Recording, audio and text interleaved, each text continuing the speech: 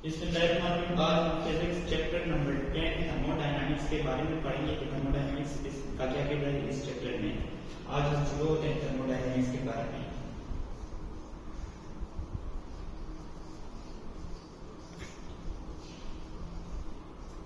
Thermodynamics का basically मतलब ये है thermo mean heat and dynamics mean motion of thermo mean heat and dynamics mean motion of the molecule.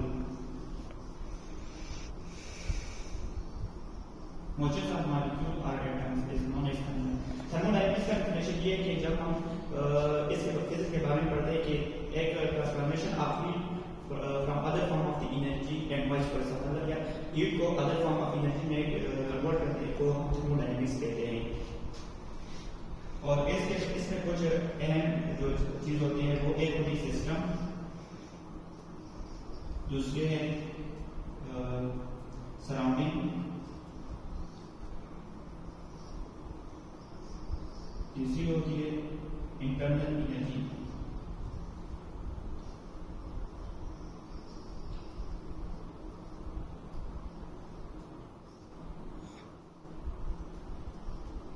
For example हम लेते हैं एक सिस्टम है, ये एक सिस्टम है, इसके अंदर वाला जो हिस्सा होता है ये हमारे पास सिस्टम है, और जो इसके बाहर वाला जो इलाका है इसको हम सराउंडिंग कहते हैं,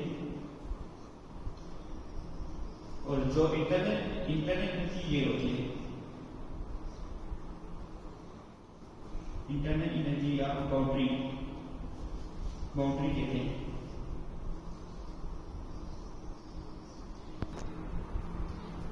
ये सारे तुम्हें ये क्वेश्चन नंबर 1 से आए हैं जिसमें थर्मोडायनामिक्स के बारे में बताना है, सिस्टम, सराउंडिंग और बाउंड्री। सिस्टम होता है ये regions around the space is known as system, और सराउंडिंग होती है ये जो होती है everything other the systems of the universe is known as surrounding. और जो बाउंड्री आ जाती है जिसमें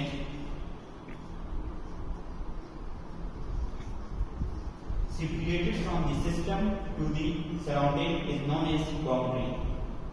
इसके अनुसार आप इस तरह कह सकते हैं कि एक सिलेंडर है हमारे पास, उसमें जो अंदर गैस होती है इसको ये आप इस जो गैस होता है सिलेंडर के अंदर ये आप सिस्टम ले लें, और इसकी जो बाहर वाली कंटेनर शेप है इसको आप सराउंडिंग ले लें, और जो ऊपर वॉल है सिलेंडर है इसको बाउंड्री ले लें।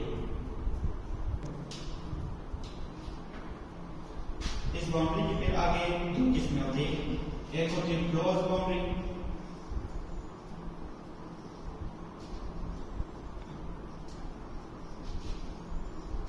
और एक होती है ओपन बाउंड्री।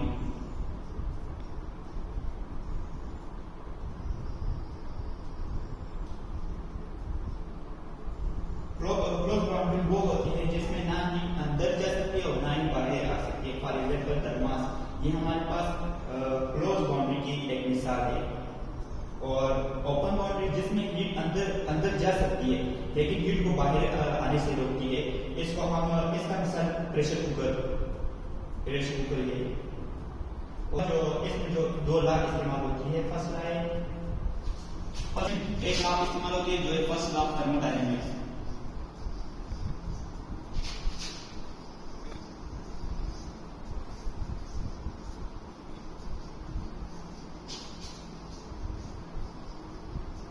फर्स्ट थर्मोडायनामिक्स का स्टेटमेंट जो है नॉन क्रिएट और destroy the energy is known as first law of thermodynamics. इसका जो स्टेटमेंट है